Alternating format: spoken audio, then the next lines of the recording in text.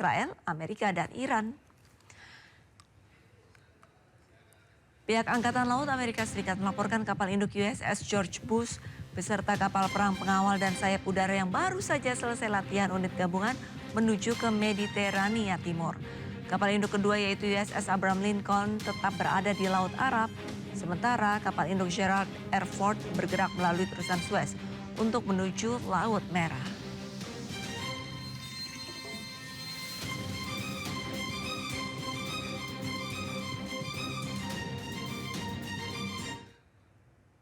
Krisis energi global di India membuat warga di India menyerbu SPBU. Hal serupa juga terjadi di Chili. Warga panik akibat isu kelangkaan bahan bakar.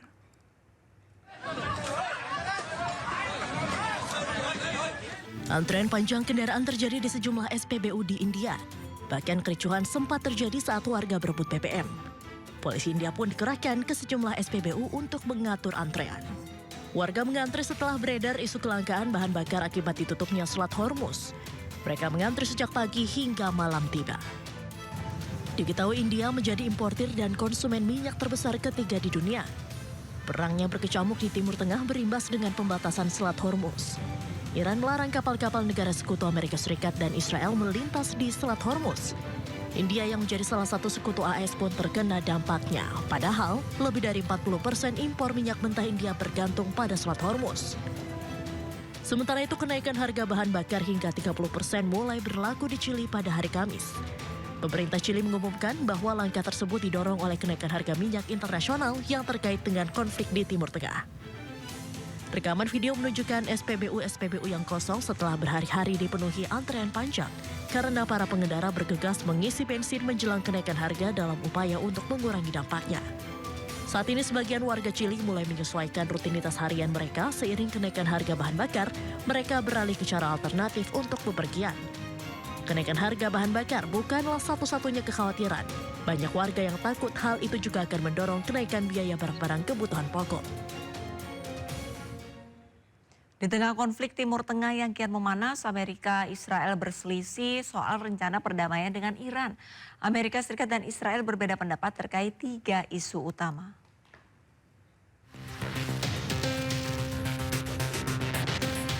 Satu bulan sudah konflik AS Israel dan Iran terjadi sejak 28 Februari 2026. Dalam sepekan terakhir, Amerika Serikat dan Iran tengah berupaya bernegosiasi untuk melakukan deeskalasi konflik yang dimediasi oleh Pakistan. 23rd March, the Prime Minister spoke with the President of Iran, His Excellency Dr. Masoud Pezeshkian. The leaders discussed the grave situation in the Gulf region, emphasizing the urgent need for de-escalation, dialogue and diplomacy. The Prime Minister highlighted the importance of unity within the Ummah and reaffirmed Pakistan's commitment to playing a constructive role in advancing regional peace. Sebelumnya, Amerika Serikat mengajukan proposal ke Iran berisi 15 syarat untuk akhiri perang. 4 poin penting diantaranya yaitu AS minta Iran menyerahkan seluruh uranium dan menghentikan program senjata nuklir. AS juga meminta Iran untuk membuka akses tanpa hambatan di Selat Hormuz, menghentikan pengembangan rudal balistik, dan menghentikan dukungan terhadap Hizbullah dan Hamas.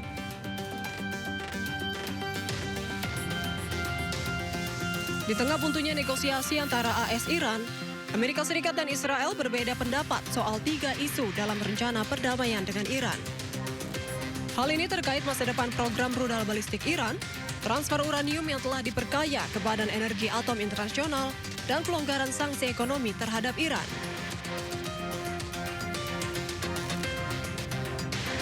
Di tengah konflik yang kian membara, apakah Amerika Serikat dan Israel saat ini berada di persimpangan jalan?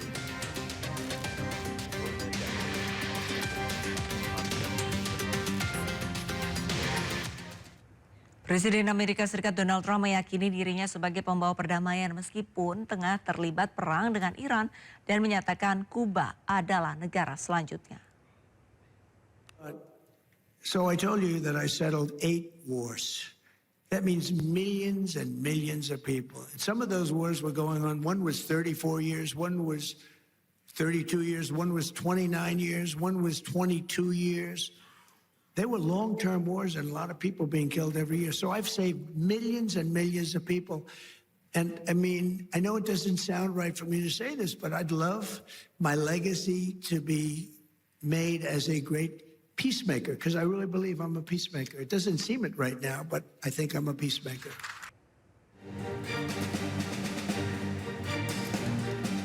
Inilah kawah yang diduga akibat hantaman rudal klaster Iran pada sebuah bangunan tempat tinggal di Tel Aviv. Tim penyelamat dan keamanan yang tiba di lokasi langsung mengamankan area tersebut. Serangan ini menewaskan sedikitnya 1 orang dan melukai 4 orang lainnya. Sejumlah lokasi di sekitar Tel Aviv juga terkena pecahan rudal dan serpihan yang menyebabkan kerusakan yang signifikan. Komando Pertahanan Dalam Negeri Israel dikerahkan ke Tel Aviv setelah serangan rudal Iran pada Jumat malam. Petugas darurat berjibaku mencari korban di antara puing-puing bangunan tempat tinggal yang rusak. Korban terbaru ini menambah jumlah korban tewas di pihak Israel menjadi 16 orang. Sementara Iran telah melaporkan lebih dari 1.500 kematian sejak awal perang. Amerika Serikat sendiri telah mengkonfirmasi setidaknya 13 personel militer tewas dan lebih dari 200 terluka.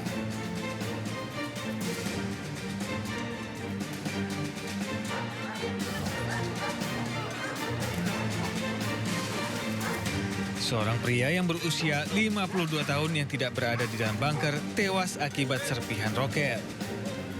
Komandan kantor polisi Lev di Tel Aviv, Rotem Faskar, mengklaim bahwa pecahan tersebut berasal dari bom tandan yang menghantam jalan.